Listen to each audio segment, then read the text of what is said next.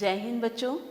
आज हम कक्षा 9 का विज्ञान विषय का पाठ 14 नेचुरल रिसोर्सेज प्राकृतिक संसाधन के बारे में पढ़ेंगे। प्राकृतिक संसाधन जो कुछ भी इस प्रकृति से आता है और जिसका उपयोग मानव द्वारा विभिन्न उद्देश्यों के लिए किया जाता है, प्राकृतिक संसाधन कहलाता है। प्राकृतिक संसाधन कुछ ऐसी चीज़ें हैं जो प्रकृति से आती हैं और लोग प्राकृतिक संसाधन बना नहीं सकते हैं, लेकिन वे इसे एकत्र कर सकते हैं। मनुष्य और अन्य जानवर अपने अस्तित्व के लिए इन संसाधनों पर निर्भर रहते हैं। पृथ्वी के प्राकृतिक संसाधन हैं हवा, पानी, मिट्टी, खनिज और जीवित जीव। पृथ्वी का बाहरी क्रस्ट यानी कि बाहरी परत स्थलमंडल है। पृथ्वी पर जितना भी पानी पाया जाता है वह जलमंडल है और पृथ्वी के चारों ओर वायु की परत वायुमंडल है। स्थलमंडल, जलमंडल और वायुमंडल से युक्त क्षेत्र जो जीवन या जीवित जीवों को बनाए रख सकता है उसे जैवमंडल या बायोस्फीयर कहा जाता है। इन तीन प्रमुख स्रोतों की उपस्थिति के कारण पृथ्वी पर जीवन संभव है। जैवमंडल का साधारण भाषा में अर्थ उस स्थान या भाग से है जहाँ जीव निवास करते हैं और अपनी संख्या को बढ़ाते हैं, उसे जैवमंडल कहा जाता है। जैवमंडल के अंतर्गत स्थलमंडल, जलमंडल एवं वायुमंडल के सभी जीवों का समावेश होता है। जीवमंडल यानी कि बायोस्फीयर को दो भागों में विभाजित किया जा सकता है। या जीवमंडल या बायोस्फीयर के दो घटक हैं, अजैविक घटक और जैविक घटक। अजैविक घटक के अंतर्गत निर्जीव वस्तुएं जैसे वायु, जल, भूमि आदि आते हैं तथा इसके जैविक घटक हैं जीवित चीज़ें जैसे कि पौधे और जानवर। आइए अब एक एक करके इनके बारे में विस्तार से पढ़ते हैं। सबसे पहला अजैविक घटक है वायु। वायु या वायुमंडल में विभिन्न गैसें होती हैं। इन गैसों विशेषकर ऑक्सीजन के कारण पृथ्वी पर जीवन मौजूद है। मंगल और शुक्र जैसे अन्य ग्रहों में प्रमुख रूप से कार्बन डाइऑक्साइड जो कि 95% से 97% है और यही कारण है कि वहाँ पर जीवन मौजूद नहीं हो सकता है। वायुमंडल गैसों की एक परत है जो एक ग्रह को घेरती है। वायुमंडलीय वायु में 78% नाइट्रोजन, 21% ऑक्सीजन और 1% अन्य गैसों की मात्रा है। चंद्रमा पर कोई वायुमंडल नहीं है, इसलिए यहाँ का तापमान -190 डिग्री से 110 डिग्री तक के चरम तापमान का सामना करता है और इसलिए वहाँ पर कोई जीवन नहीं पाया जाता है। वायुमंडल यानी कि वायु गैसों जैसे नाइट्रोजन, ऑक्सीजन, कार्बन डाइऑक्साइड, जल वाष्प और अन्य गैसों का मिश्रण है। श्वसन के दौरान जीव ग्लूकोज को तोड़ने और अपनी गतिविधियों के लिए ऊर्जा प्राप्त करने के लिए ऑक्सीजन का उपयोग करते हैं। इससे कार्बन डाइऑक्साइड निकलता है। ईंधन जलने में भी ऑक्सीजन का उपयोग होता है और कार्बन डाइऑक्साइड निकलती है। प्रकाश संश्लेषण के दौरान हरे पौधे सूर्य के प्रकाश की उपस्थिति में कार्बन डाइऑक्साइड को ग्लूकोज में बदल देते हैं। इस प्रक्रिया में पौधे ऑक्सीजन बाहर निकालते हैं। यह प्रक्रिया प्रकृति में ऑक्सीजन और कार्बन डाइऑक्साइड के संतुलन को बनाए रखने में मदद करती है। जलवायु नियंत्रण में वातावरण की भूमिका। वातावरण पृथ्वी को कंबल की तरह ढकता है। वायु ऊष्मा का कुचालक है। यह दिन के दौरान तापमान में अचानक वृद्धि को रोकता है और रात के दौरान गर्मी की प्रक्रिया को धीमा कर देता है। इसलिए वातावरण दिन रात और पूरे वर्ष के दौरान पृथ्वी के औसत तापमान को काफ़ी स्थिर रखता है। हवा की गति यानी कि विंड्स। जब हवा गर्म होती है तो वह ऊपर की ओर उठती है और इसकी जगह लेने के लिए कम दबाव और ठंडी हवा चलती है।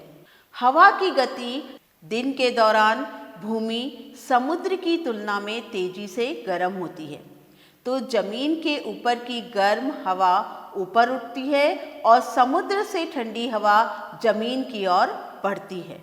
रात के दौरान समुद्र जमीन की तुलना में धीरे धीरे ठंडा हो जाता है, इसलिए समुद्र के ऊपर की गर्म हवा ऊपर उठती है और भूमि से ठंडी हवा समुद्र की ओर बढ़ती है। वर्षा। जब दिन के दौरान जल निकाय गर्म हो जाते हैं तो पानी की एक बड़ी मात्रा वाष्पित हो जाती है और ऊपर की ओर उठ जाती है। कुछ जल वाष्प भी वाष्पोत्सर्जन जैसी जैविक गतिविधियों के कारण वातावरण में मिल जाते हैं। जैसे ही जल वाष्प बढ़ जाता है, यह ठंडा हो जाता है और पानी की छोटी बूंदों का निर्माण करता है। यह हमें बादल के रूप में दिखाई देता है। जब पानी की छोटी बूंदें मिलकर पानी की बड़ी बूंदें बनाती हैं तो वह बारिश, बर्फ या ओलों के रूप में नीचे गिरती। वायु प्रदूषण। हवा में हानिकारक पदार्थों की वृद्धि को वायु प्रदूषण कहा जाता है। कोयला और पेट्रोलियम जैसे जीवाश्म ईंधन में नाइट्रोजन और सल्फर की थोड़ी मात्रा पाई जाती है। जब ये ईंधन को जलाया जाता है तो यह सल्फर और नाइट्रोजन के ऑक्साइड को वातावरण में छोड़ता है। ये ऑक्साइड बारिश में घुल जाते हैं और एसिड रेन का कारण बनते हैं। जीवाश्म ईंधन के जलने से भी असंतुलित कार्बन कण निकलते हैं जो दृश्यता को कम कर देते हैं। ठंड के मौसम में पानी के साथ यह कण मिलकर स्मॉग का रूप ले लेते हैं और इन हानिकारक पदार्थों से युक्त नियमित रूप से सांस लेने वाली हवा से एलर्जी, कैंसर, हृदय रोग आदि हो सकते हैं। वायु प्रदूषण के क्या प्रभाव हैं? उच्च वायु प्रदूषण के स्तर से दिल का दौरा, खांसी और सांस लेने की समस्या और आँख, नाक और गले में जलन का खतरा बढ़ सकता है।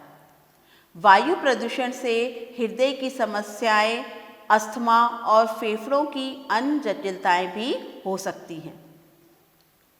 अब यहाँ पर ये प्रश्न उठता है कि हमें वायु प्रदूषण को क्यों रोकना चाहिए? वायु प्रदूषण को कम करना मानव स्वास्थ्य और पर्यावरण के लिए महत्वपूर्ण है। खराब वायु गुणवत्ता का मानव स्वास्थ्य पर हानिकारक प्रभाव पड़ता है, विशेष रूप से हृदय और श्वसन प्रणाली में। इसके अलावा प्रदूषक पौधों और इमारतों को नुकसान भी पहुंचा सकते हैं और स्मॉग के कारण दृश्यता कम हो सकती है। दूसरा अजैविक घटक है पानी। पानी को एक वंडरफुल लिक्विड या एक आश्चर्य तरल कहा जाता है। पृथ्वी की सतह का एक बहुत बड़ा क्षेत्र पानी से ढका है। जल पृथ्वी के अंदर वायुमंडल में जल वाष्प के रूप में भी पाया जाता है। समुद्र और महासागरों में पानी जो पाया जाता है वो खारा होता है। ताज़ा पानी नदियों, झीलों, तालाबों और ठंडे क्षेत्रों में ध्रुवों और पहाड़ों पर बर्फ के रूप में पाया जाता है। पानी पौधों और जानवरों की सभी शारीरिक गतिविधियों के लिए आवश्यक है। सभी सेल्युलर प्रक्रियाएं जल के माध्यम में होती हैं। हमारे शरीर के भीतर और कोशिकाओं के भीतर होने वाली सभी प्रतिक्रियाएं पानी में घुलने वाले पदार्थों के बीच होती हैं। पानी सभी जीवित जीवों के शरीर के वजन का लगभग 70% हिस्सा बनाता है। जल प्रदूषण। पानी में हानिकारक पदार्थों की वृद्धि को जल प्रदूषण कहा जाता है।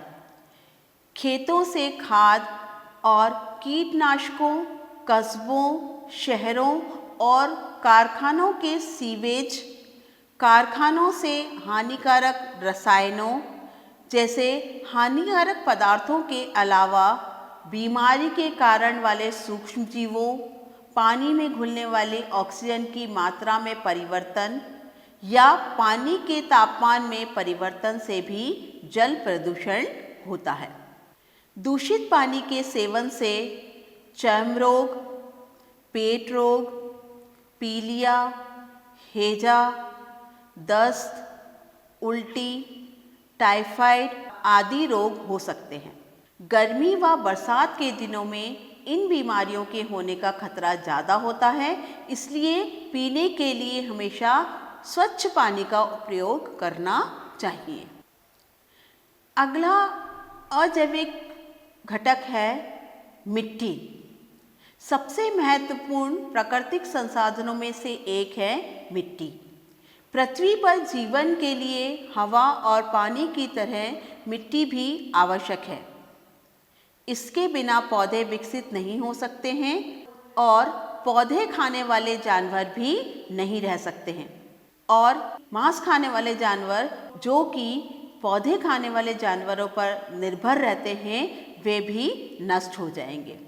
सूखे पत्तों, टहनियों, पौधों और जानवरों के अवशेषों सहित कार्बनिक घटक ऊपरी कार्बनिक परत बनाने के लिए विघटित होते हैं, जिन्हें ह्यूमस के रूप में जाना जाता है।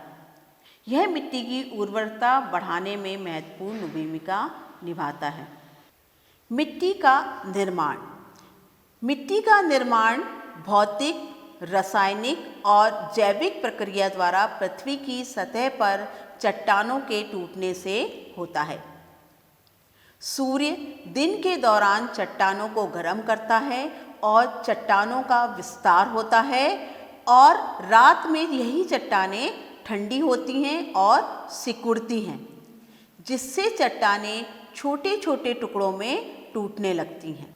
पानी चट्टानों की दरार में प्रवेश करता है और जब पानी जम जाता है तो ये फैलता है और चट्टानों में दरारों को चौड़ा करने और छोटे छोटे टुकड़ों में टूटने का कारण बनता है।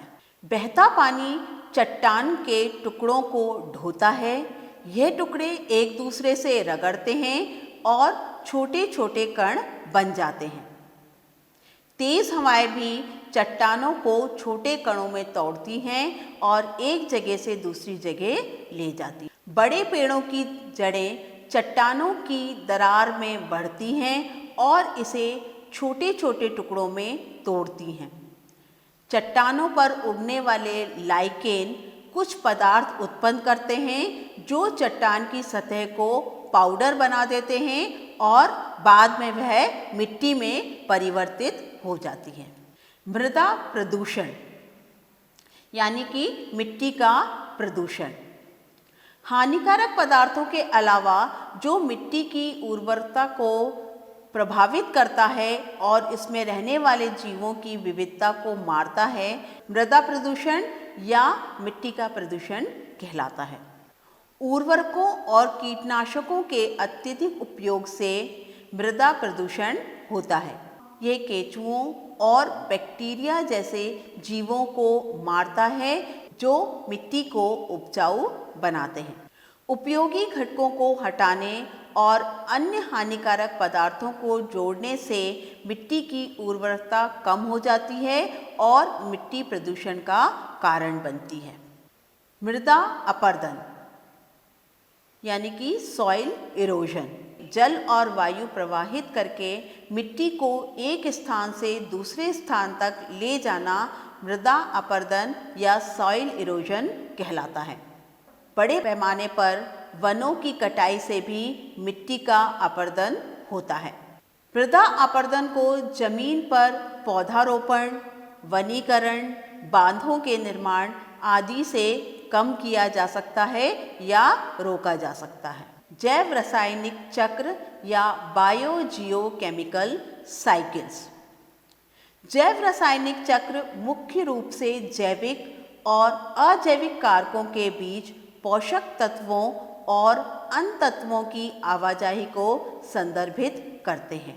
जीवमंडल के जैविक और अजैविक घटकों के बीच बायोजियोकेमिकल चक्र पदार्थ और ऊर्जा का स्थानांतरण करते हैं।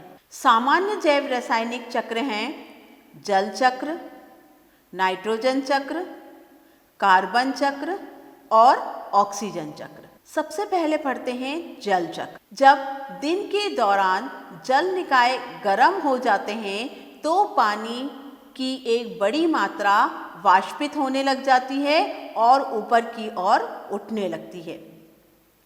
कुछ जल वाष्पोत्सर्जन और श्वसन जैसी जैविक गतिविधियों के कारण भी वायुमंडल में पहुंच जाता है। कुछ जल पौधों द्वारा वाष्पोत्सर्जन और श्वसन जैसी जैविक गतिविधियों के कारण भी वायुमंडल में पहुंच जाता है। जैसे ही जल वाष्प बढ़ जाता है तो यह ठंडा हो जाता है और पानी की छोटी बूंदों का निर्माण करता है जो हमें बादल के रूप में दिखाई देती हैं। जब पानी की छोटी बूंदें मिलकर बड़ी बूंदें बनाती हैं तो वे बारिश, बर्फ या ओलों के रूप में नीचे गिरती हैं। इसमें से कुछ पानी जमीन में प्रवेश करता है और भूजल बनाता है। जब पानी भूमि से समुद्र की ओर बहता है तो कई पौष्टिक तत्वों और खनिजों को अपने साथ बहाकर ले जाता है जो कि समुद्री जीवों द्वारा उपयोग किया जाता है। अगला चक्र है नाइट्रोजन चक्र। वायुमंडल में नाइट्रोजन यौगिकों द्वारा मिट्टी में नाइट्रोजन फिक्सिंग बैक्टीरिया द्वारा लेग्यूमिनस पौधों की जड़ों के नोड्यूल्स में और बिजली के दौरान फिक्स किया जाता है। इन नाइट्रोजन यौगिकों को पौधों द्वारा अवशोषित किया जाता है और प्रोटीन बनाने के लिए इसका उपयोग किया जाता है। और जब यह प्रोटीन युक्त पौधों को जानवर खाते हैं तो उन्हें प्रोटीन मिलता है। जब पौधे और जानवर मर जाते हैं तो बैक्टीरिया प्रोटीन को नाइट्राइट और नाइट्रेट्स जैसे नाइट्रोजन यौगिकों में बदल देता है। अन्य जीवाणु इन नाइट्रोजन यौगिकों को वापस वायुमंडल में नाइट्रोजन में परिवर्तित कर देते हैं। नाइट्रोजन जैविक अणुओं जैसे प्रोटीन, न्यूक्लिक एसिड और कुछ विटामिन का एक अनिवार्य घटक है। कार्बन चक्र। कार्बन डाइऑक्साइड के रूप में कार्बन का उपयोग प्रकाश संश्लेषण की प्रक्रिया द्वारा ग्लूकोज तैयार करने के लिए पौधों द्वारा किया जाता है। ग्लूकोज का उपयोग ऊर्जा प्रदान करने और अन्य कार्बनिक यौगिकों में परिवर्तन करने के लिए किया जाता है। जब जानवर पौधों को खाते हैं तो यह जानवरों के शरीर में प्रवेश करता है। श्वसन के दौरान ऊर्जा और कार्बन डाइऑक्साइड का उत्पादन किया जाता है। कार्बन डाइऑक्साइड वायुमंडल में वापस चला जाता है। एक अन्य प्रक्रिया जो कार्बन डाइऑक्साइड को वायुमंडल में वापस जोड़ती है वह है कोयला और पेट्रोलियम जैसे ईंधन का दहन। कार्बन जैविक अणुओं जैसे कार्बोहाइड्रेट, वसा, प्रोटीन, विटामिन, न्यूक्लिक एसिड आदि का एक आवश्यक घटक है। ऑक्सीजन चक्र। वातावरण में ऑक्सीजन का उपयोग श्वसन, दहन और तत्वों के ऑक्साइड के निर्माण के लिए किया जाता है। प्रकाश संश्लेषण के दौरान ऑक्सीजन को वापस वायुमंडल में भेजा जाता है।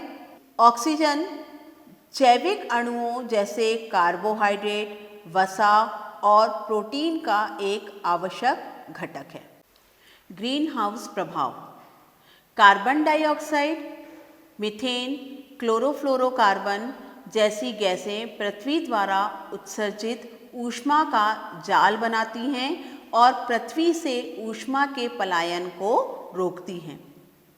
वायुमंडल में इन गैसों की उपस्थिति के बढ़ने से वातावरण के तापमान में वृद्धि होती है। इसे ग्रीन हाउस प्रभाव कहा जाता है। ग्रीन हाउस प्रभाव ध्रुवीय बर्फ के पिघलने, समुद्र के स्तर में वृद्धि, तटीय क्षेत्रों में बाढ़ और द्वीपों के जलमग्न होने का कारण बन सकता है। ओजोन परत। ओजोन अणु में ऑक्सीजन के 3 परमाणु यानी कि O3 के निर्माण से होता है। यह वायुमंडल की ऊपरी परतों पर मौजूद होता है और यह एक प्रकार की जहरीली गैस है। यह सूर्य से हानिकारक अल्ट्रावायलेट रेज से पृथ्वी की रक्षा करता है, जो जीवित जीवों के लिए हानिकारक हैं। क्लोरोफ्लोरोकार्बन यानी कि CFC जैसे कार्बन यौगिक द्वारा ओजोन परत को नुकसान पहुंचाया जा रहा है। ओजोन परत को नुकसान से बचाने के लिए CFC यानी कि क्लोरोफ्लोरोकार्बन का उपयोग कम किया जाना चाहिए। तो बच्चों, आज हमने प्राकृतिक संसाधन के बारे में पढ़ा। आशा है आपको यह पाठ अच्छे से समझ में आ गया होगा। आइए अब इससे संबंधित कुछ प्रश्नों को हल करते हैं। पहला प्रश्न है, how is ozone layer useful to us, यानी कि ओजोन परत हमारे लिए कैसे उपयोगी है। दूसरा प्रश्न है, why does life not exist on Venus and Mars while it exist on earth. पृथ्वी पर जीवन मौजूद है पर शुक्र और मंगल पर क्यों नहीं। तीसरा प्रश्न है, explain how soil pollution is caused. मृदा प्रदूषण कैसे होता है। Explain the role of the sun in the formation of soil. मिट्टी के निर्माण में सूर्य की भूमिका स्पष्ट करें। प्रश्न 5, rivers from land add minerals to sea water, discuss how. भूमि से नदियाँ खनिजों को समुद्र के पानी में जोड़ती हैं, चर्चा करें कैसे। बच्चों, आशा है आपको ये पाठ समझ में आया होगा और आप इन प्रश्नों को हल करने की कोशिश भी करेंगे। जय हिंद।